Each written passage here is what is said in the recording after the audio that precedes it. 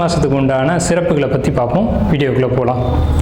மாசி மாதம் அப்படிங்கிறது சூரியனுடைய சஞ்சாரத்தின் அடிப்படையில் 11வது மாதமாக நம்மளுடைய முன்னோர்கள் அதை எடுத்து வச்சுருக்காங்க. மாசி அப்படிங்கிற மாதம் 11வது மாதம் அப்படின்னு எடுத்து வச்சுருக்காங்க. இது ஏன் அப்படின்னு கேட்டிங்கன்னா, இந்த மாதம் ஒரு புனித நீராடுறதுக்கும், முன்னோர்களுக்கு திதி தர்ப்பணங்களை கொடுக்கறதுக்கும், மந்திர உபதேசங்களை பெறுறதுக்கும், அதே மாதிரி பார்த்துக்கிட்டிங்கன்னா புதிய கலைகளை கற்றுக்கொள்வதற்கும் இந்த மாதம் ரொம்ப ஏற்புடைய ஒரு மாதமாக சாஸ்திரத்தில் சொல்லப்பட்டிருக்கு.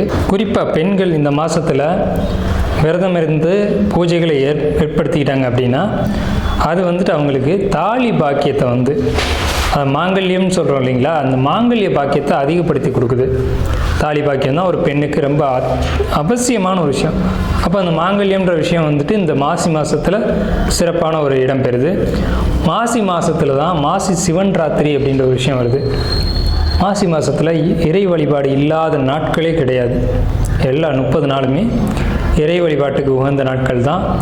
அதில் இந்த ஹோலி பண்டிகை கொண்டாடுறதா இருக்கட்டும், சிவராத்திரியாக இருக்கட்டும், இந்த மாதிரி மாசி அமாவாசைக்கும் மாசி பௌர்ணமிக்கும் விசேஷங்கள் அதிகம். இதில் திருமால் மகாவிஷ்ணுவா அவதாரம் எடுத்த ஒரு மாதம் திருமால் மகாவிஷ்ணுவா அவதாரம் எடுத்த மாதம் மாசி மாதம்தான். இந்த மாசி அமாவாசைக்கும் மாசி பௌர்ணமிக்கும் விசேஷங்கள் அதிகம்.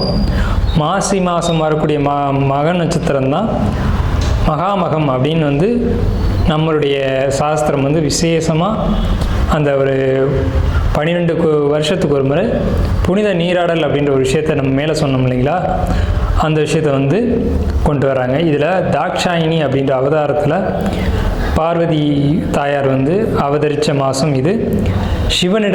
சிவன் திருவிளையாடல் செய்ததும் சிவன் அவதாரம் எடுத்ததும் இந்த மாதத்தில் தான்.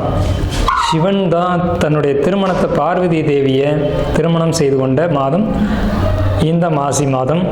ஸோ இந்த மாதிரி எண்ணற்ற சொல்ல முடியாத ஏகப்பட்ட விசேஷங்களை கொண்ட மாசி மாதம். குறிப்பாக சொல்லணும்னா 12 மாதங்களுக்கும் 12 தனித்துவம் வாய்ந்த சிறப்புகள் உண்டு. இருந்த போதிலும் மாசி மாதத்துக்குன்னு உள்ள சிறப்புகளை நம்ம மேலே பார்த்துட்டோம்.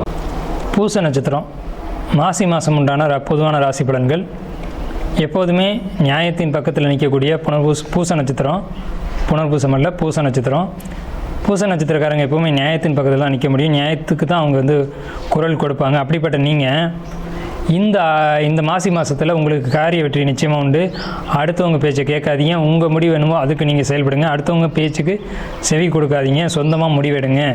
குடும்பத்தில் வாக்குவாதங்கள் வரும், வேணால் விட்டு கொடுத்து போக வேண்டிய சூழ்நிலைகள் வரும். அதனை தவிர்த்துக்கோங்க. அதாவது குடும்பத்தில் வாக்குவாதம் வந்தால் தவிர்த்துக்கோங்க. எதிர்பாராத செலவுகள் குடும்பத்தில் வரும். சிலருக்கு இடமாற்றம் வரும். அதே மாதிரி உங்களுக்கு திட்டமிட்டு செயல்படுறது நல்லது. எதிர்ப்பாளினர் சம்மந்தப்பட்ட ப்ராப்ளங்கள் வரும். அதில் மட்டும் கொஞ்சம் கவனமாக இருக்கணும். இந்த மாதிரியான விஷயங்களை பொறுத்த வரைக்கும் வருமானம் அப்படிங்கிறது உங்களுக்கு குறைவாக தான் இருக்கும். ஆனால் அதை நீங்கள் சமாளிச்சிடுங்க. வருமானத்தை பொறுத்த வரைக்கும் வெளிநாடு வெளியூர் போகிறதுக்கான வாய்ப்புகள், உங்களுக்கு அதுக்கான அனுகூலங்கள் இதெல்லாம் இந்த மாசி மாதத்தில் உண்டு. அரசு வேலை தேடிட்டு இருக்கக்கூடிய பூச நட்சத்திரக்காரங்களுக்கு அரசு சம்மந்தப்பட்ட வகையில் அரசாங்க வேலை அல்லது அரசு சம்மந்தப்பட்ட வேலை அது நேரடியாகவோ அல்லது மறைமுகமாக உங்களுக்கு வேலை கிடைக்கும். நீங்கள் பொதுவாக வழக்குகள் ஏதாவது இருந்தால் பூச நட்சத்திரக்காரங்க வெல்வதற்கான வாய்ப்புகள் உண்டு.